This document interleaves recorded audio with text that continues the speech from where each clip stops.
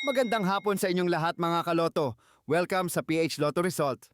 Heto na ang mga winning numbers ng PCSO Games na 2D Lotto at 3D Lotto ngayong 2 p.m. draw ng July 17, 2025 araw ng Huwebes. Para sa resulta ng 2D Lotto 2 p.m. draw, heto ang inyong maswerteng numero, 8 at 17 in exact order.